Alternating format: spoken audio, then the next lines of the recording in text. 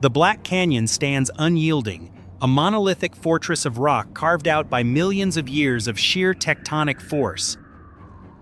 Beneath the blazing desert sun, the wild Colorado River rushes through this gorge, carrying immense, destructive hydraulic energy.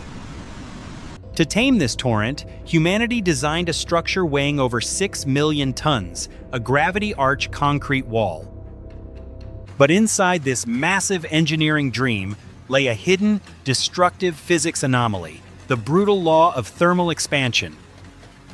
When cement Portland hydrates, the chemical reaction generates an intense, trapped core heat of 150 degrees. If poured as a single monolithic block, this structural giant would take 125 years to cool naturally. As the outer layers cooled faster than the core, immense internal stresses would literally tear the structure apart from within. Every single crack would become a fatal pathway for the crushing hydrostatic pressure of the massive Lake Mead Reservoir. The engineering solution was completely unprecedented, dividing the entire dam into a complex grid of individual interlocking vertical columns.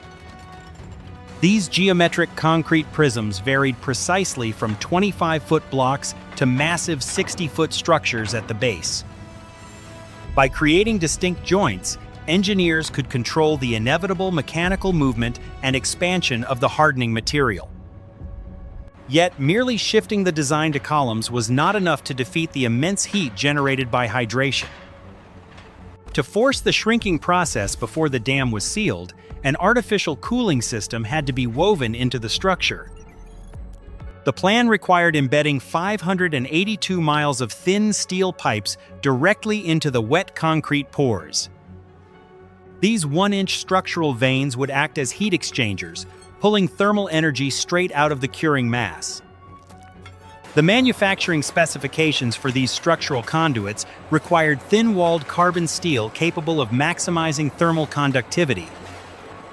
Standard industrial plumbing would fail under the intense, crushing vertical weight of active concrete pour operations. Each pipe section had to endure extreme physical friction without sustaining microscopic warping along its perimeter. To supply this unprecedented engineering feat, an entire specialized fabrication plant was erected directly on site. Raw metal sheeting arrived via the desert railway lines, ready for immediate, high-volume mechanical processing. Heavy-duty bending rollers formed the flat sheets into perfect cylindrical profiles under immense hydraulic pressure. Automated electric arc welding systems sealed the longitudinal seams with flawless, airtight precision and zero defects. Teams of specialized inspectors executed immediate high-pressure hydrostatic tests to detect any microscopic structural fissures. Approved pipe modules were systematically cataloged and transferred down into the canyon deep using cableway systems. Down at the bedrock, construction workers clad in heavy industrial gear received the bundles in absolute silence.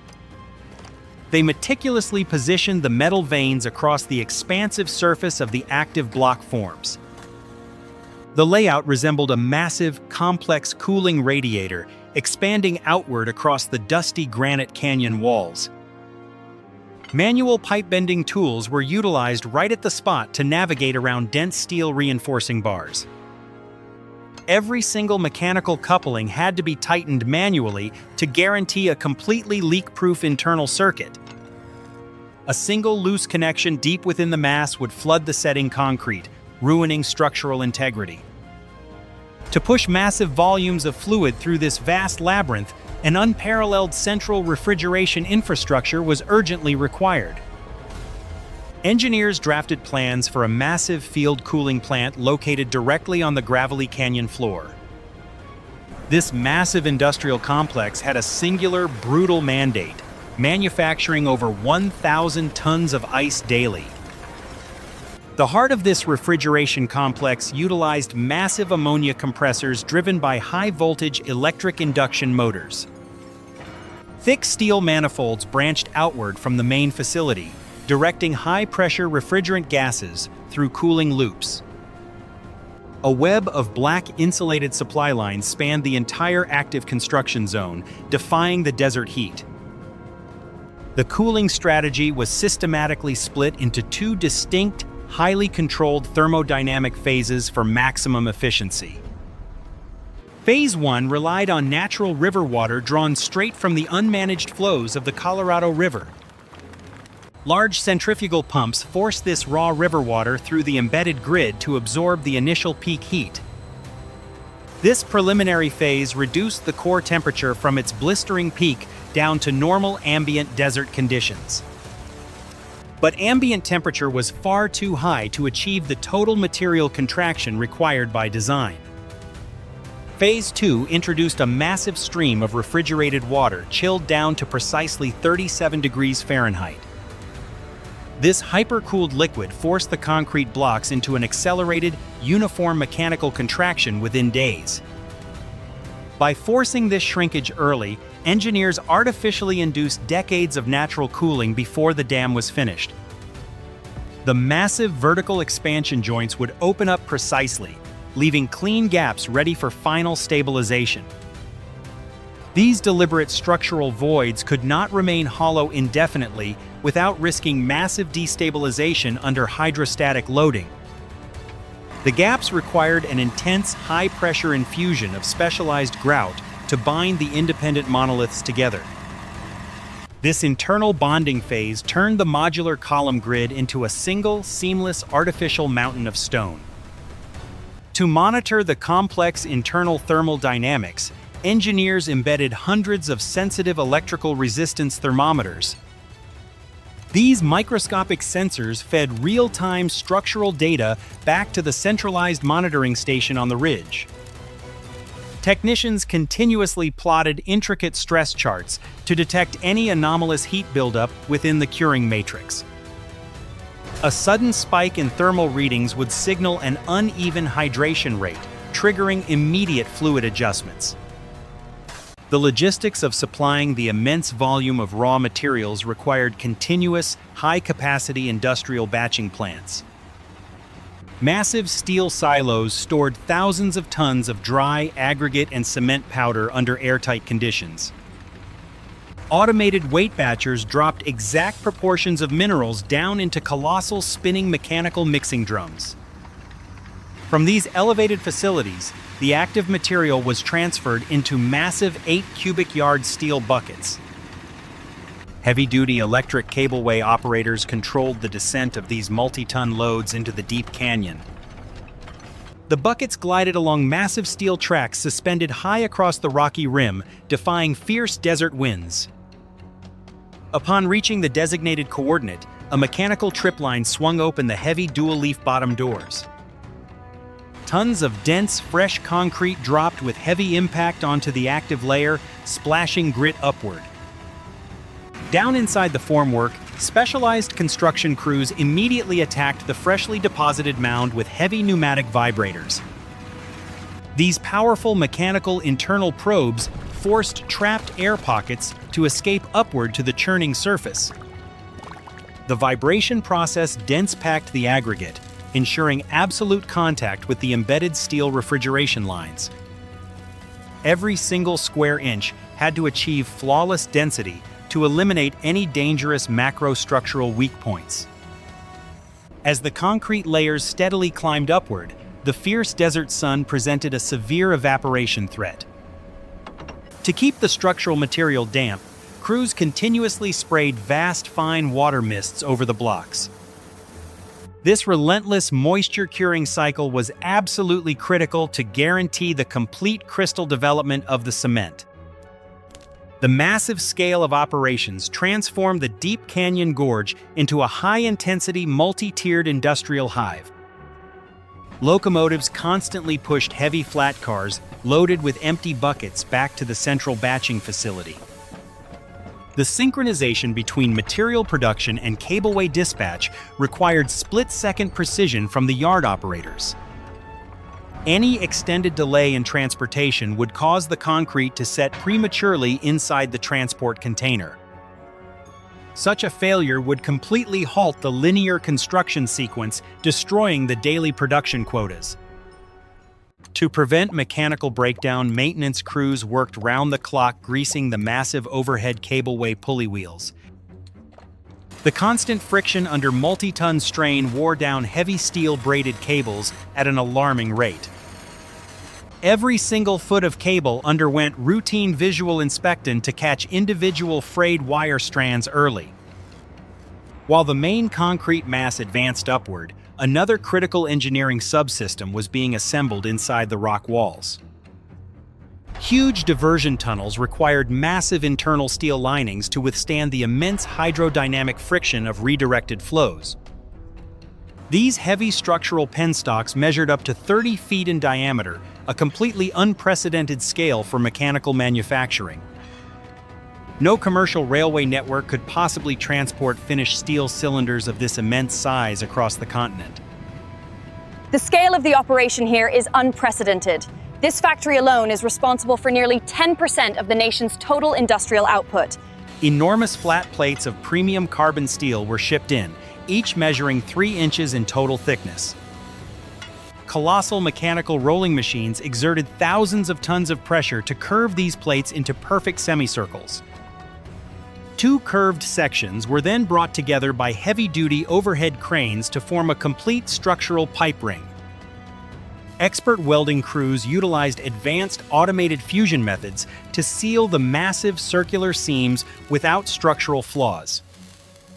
Because a single microscopic void under high water pressure could cause an explosive rupture, inspection was absolute. Technicians deployed advanced portable X-ray apparatus to scan every single inch of the completed steel welds. The photographic plates were carefully developed in darkrooms on site to check for hidden subsurface air bubbles. Once certified, these massive 100-ton pipe segments were rolled out of the shop onto specialized multi-axle trailers. A custom-built track transporter slowly crawled toward the edge of the canyon, carrying the immense metallic weight. The transition from the high cliff rim down to the dark tunnel portals required absolute rigging precision. Massive custom-built gantry cranes slowly lowered the 100-ton steel rings down the vertical face of the Black Canyon.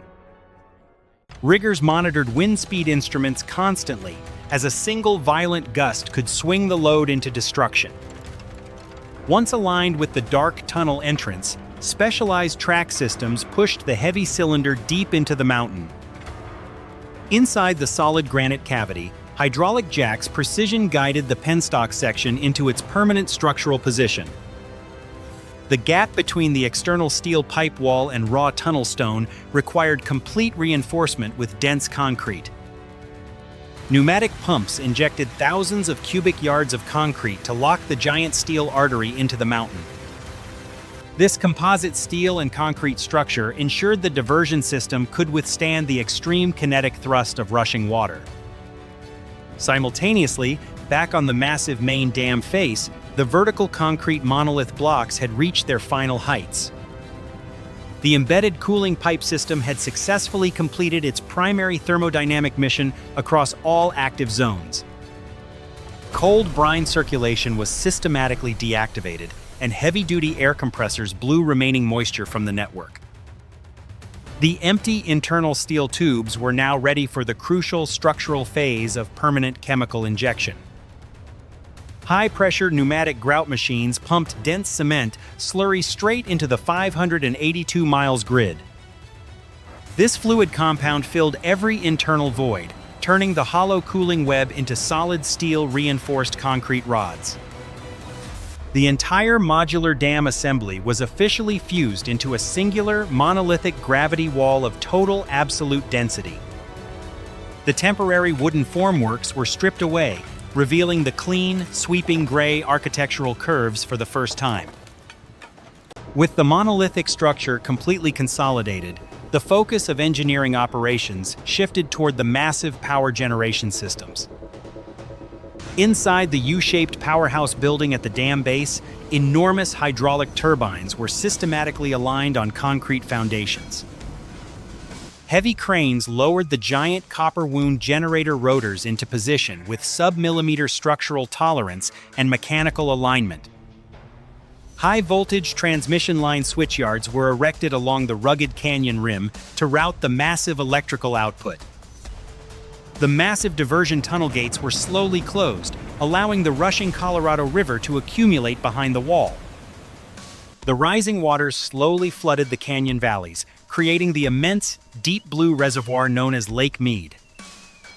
Millions of acre-feet of water now pressed against the upstream concrete face, validating the immense gravity design calculations. Controlled fluid streams were channeled directly through the completed 30-foot steel penstocks, rushing toward the powerhouse below. The extreme kinetic energy spun the heavy turbines, generating gigawatts of electricity for the entire American Southwest region. We are standing atop this structure, an engineering marvel that harnesses the full power of the river below. The output here... The artificial lake secured vital water management resources, transforming thousands of acres of barren desert into fertile agricultural lands. The innovative cooling plant technology developed right on this site defined new scientific paradigms for global mega-project construction. Human ingenuity successfully weaponized advanced physical and chemical laws to overcome the absolute physical limitations of curing materials. The massive structure remains an unyielding monument to early industrial manufacturing, standing proud after nearly a century of service. Welcome to Engineering Marvels. We're standing atop this incredible structure, which generates clean energy for thousands of homes across the region.